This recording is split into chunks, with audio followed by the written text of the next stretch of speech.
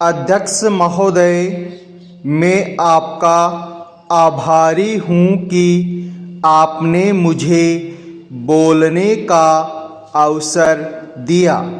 इस देश के वर्तमान भारी संकट के समय में और विशेष रूप से उस समय जबकि हम लड़ाई से अभी निवृत्त हुए हैं और आकाश में लड़ाई के बादल दूसरी तरफ से आने शुरू हुए हैं, हमारे वित्त मंत्री ने जो बजट पेश किया है वे इसके लिए बधाई के पात्र है। विराम पैरा।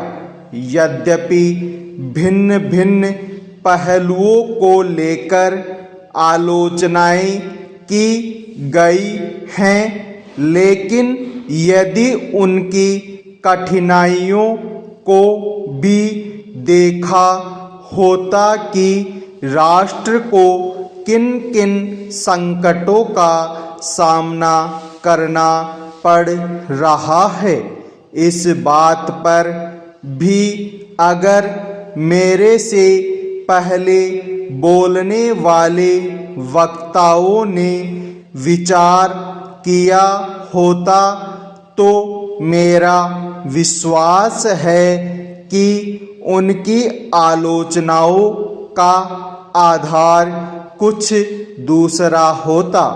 उन्होंने ऐसे कठिन अवसर पर यह एक संतुलित बजट पेश किया है, उसके लिए मैं उन्हें बार बार बधाई देता हूँ, लेकिन साथ ही साथ मैं अपना यह कर्तव्य समझता हूँ कि कुछ ऐसे विचार भी उनके सामने प्रस्तुत करूं जिससे उनकी कठिनाइयाँ कुछ हल हो जाए।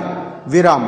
उदाहरण के रूप में विगत 2 वर्षों में लेखा जोखा कमेटी में बैठने के समय मुझे ऐसा अनुभव हुआ है कि इस देश में 2-3 इस प्रकार की त्रुटियां मौजूद हैं जिनको दूर करने के लिए, जिनकी जांच करने के लिए यदि कोई एक कमेटी का आयोग बिठा दिया जाए तो राष्ट्र को, राष्ट्र की सरकार को, राष्ट्र के विकास कार्यों को और राष्ट्र की रक्षा व्यवस्था के लिए करोड़ों नहीं अरबों की व्यवस्था फौरन हो सकती है। केवल शासन को जागरूक होकर कुछ कदम उठाने की आवश्यकता है। विराम पैरा। अभी कुछ छिपे हुए धन का जिक्र किया गया। सरकार ने भी समय समय पर ऐसा आभास दिया है कि इस देश में लगभग 30 करोड़ रुपए का छिपा धन मौजूद है। स्वयं मैं समझ नहीं पाता हूँ कि जब सरकार ऐसा अनुभव करती है तो इसकी व्यवस्था करने में उसको दिक्कत क्या आ रही है।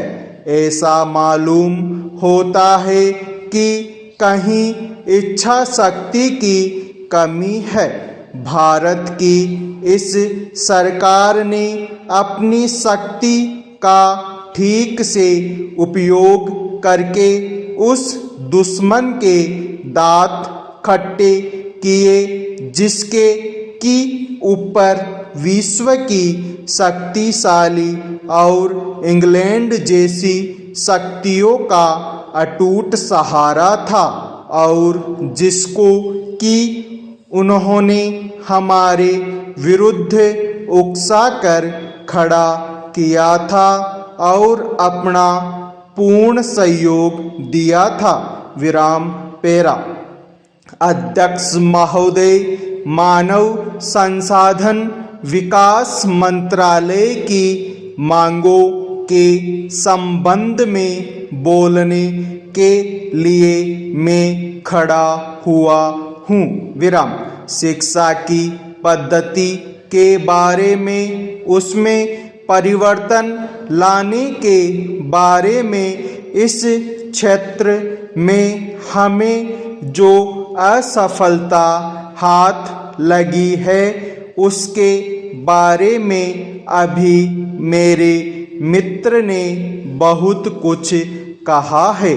दुर्भाग्य की बात यह है कि देश में सभी लोग यह मानते हैं कि शिक्षा में प्रगति नहीं हुई है। शिक्षा पद्धति में आमूल चूल परिवर्तन नहीं हुए हैं, लेकिन फिर भी इस दिशा में कुछ किया नहीं जाता है।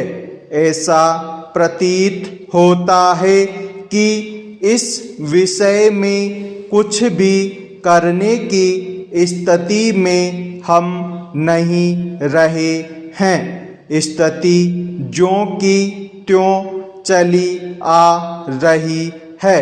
इतना होने पर भी शिक्षा की मद पर होने वाला जो खर्च है और जो उसके लिए धनराशि आवंटित की गई है वह भी बहुत थोड़ी है, लेकिन उस पर न जाकर मैं आपका ध्यान इस ओर दिलाना चाहता हूँ कि मर्ज बढ़ता ही गया ज्यों-ज्यों दवा की वाली कहावत ही आज चरितार्थ हो रही है। जितने ज़्यादा आयोग और समितियां बैठी और जितनी ज़्यादा शिक्षा पद्धति के बारे में छानबीन की गई उतनी ही ज़्यादा बीमारी बढ़ती गई। बीमारी का इलाज न होकर और भी खराबियां पैदा होती गईं। अभी मेरे मित्र ने माननीय मंत्री का ध्यान एक रिपोर्ट की तरफ दिलाया था। इस तरह की बहुत सी रिपोर्टें हैं। विराम। अभी सदस्य महोदय भी एक रिपोर्ट का जिक्र कर रहे थे।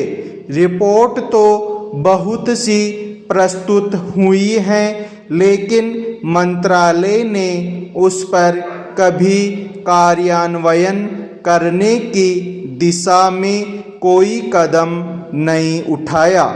अपनी इस हालत को उन्होंने इसी सदन में स्वयं स्वीकार किया है। अपनी विवशता को उन्होंने स्वयं यहाँ प्रकट किया है। विराम पेरा। इस विषय पर और अधिक न कहकर मैं आज के दिन मानव संसाधन विकास मंत्रालय का ध्यान दो विशेष विषयों की तरफ दिलाना चाहता हूँ। पहली बात तो मैं हिंदी के बारे में कहना चाहता हूँ। मंत्रालय का काम हिंदी का प्रसार और प्रचार करना है। हिंदी हमारे देश की राष्ट्रभाषा है। संविधान ने उसको राष्ट्रभाषा का स्थान दिया है, लेकिन हिंदी को वह स्थान अभी तक भी ठीक से प्राप्त नहीं हुआ है। इसके कई कारण हो सकते हैं। एक कारण हिंदी प्रेमियों का अधिक उत्साह हो सकता है। दूसरा, दलगत राजनीति से प्रभावित होकर राजनेताओं का भाषा के बारे में अपनाया गया दृष्टिकोण हो सकता है।